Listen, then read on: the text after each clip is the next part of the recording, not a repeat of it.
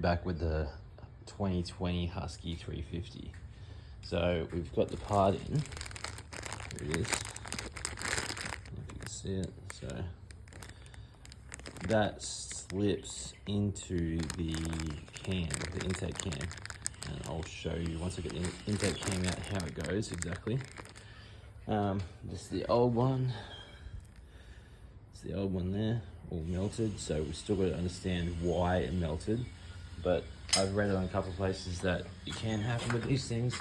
So hopefully it's not too big of a deal. So we'll get the rocker cover off. We'll find top dead center. They have a bolt down here, so I'm gonna have to remove this. The bolt down there that locks it into top dead center.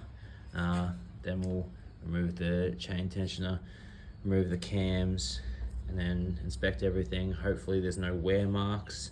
The thing to note, I like that KTM actually moved the engine mounts, because in the older models they run down here and you have to pull them off to get the rocker cover off, and it's very irritating. So now that we've got the cover off, you can see that the later models from roughly 2016 onwards, they don't actually have a automatic decomp, so the valve clearances and everything has to be very, very perfect or they will not start.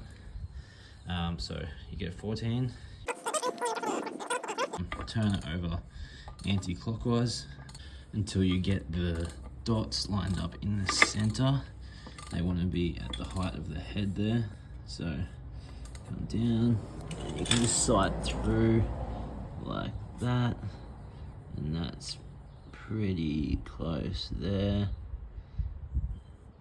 about there. And then just using a zip tie, but something that's not too hard. Put it down the spark plug hole, if you can find where the hole is. There we go, down the hole. And I'll put the socket back on. You can see that was at the absolute highest point there. Make sure you're at top dead center. So we'll line that back up again. Probably want to take the header pipe off, just makes it a bit easier to get into there. You will take the cover off, so we've got that off now. You just put, what size is this? 6mm Allen head bit into that.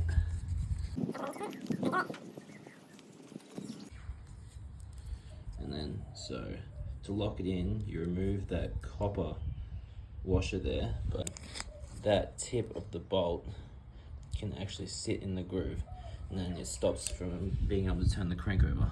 So I got a bike once, and the guy had forgotten to put that copper washer back on. He put the bolt back in. I'm assuming he must have actually tried to drain the oil out of that bolt, thinking that was a drain bolt. So then he's put it back on without the copper washer and locked the bike up, and he thought that the bike was seized. So he actually sold it for $1,000. Now that bolt there, it's wound back in. You cannot turn it over. So this helps for when you're pulling everything off, you don't lose top dead center. So on here, mine is a manual timing tensioner.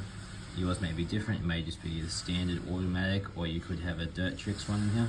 But on the manual, you have to just loosen this nut up a little bit, and then wind the bolt out.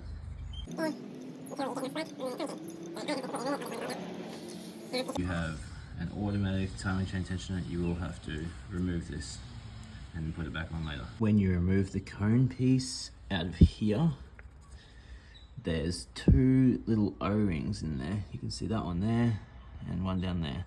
And when they tear, that causes the oil to run out of there. So if you ever see your bike leaking oil out of there, 90% of the time it's either those two O-rings or just the O-ring that sits on the top of it where the rocker cover sits on. I had a bike with this model. It wouldn't start. It sounded like it had a dead battery all the time. I tried everything you could imagine. It was actually backfiring out of the intake. I tried everything from doing valves, top end. I tried swapping over multiple different fuel components and electrical components. And there's actually, it's called a torque limiter gear. It's in there, it's that gear there.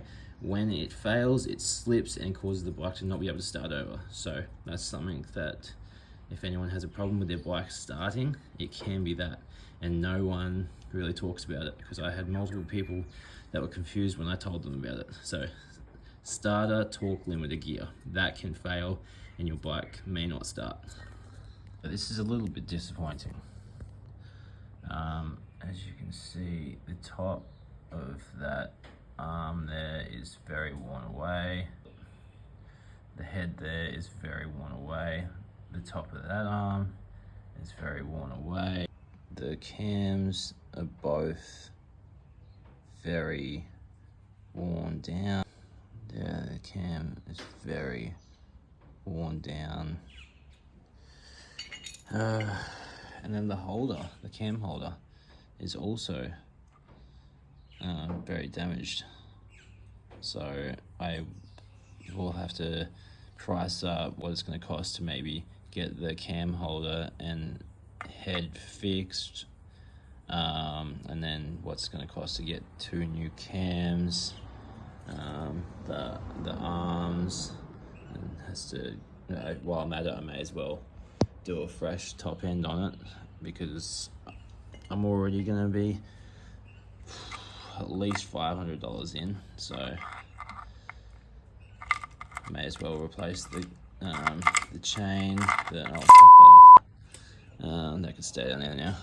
May as well replace the top end and have it an absolutely fresh bike. Otherwise, I'm not even sure if there's going to be a whole lot of point in me doing this one now.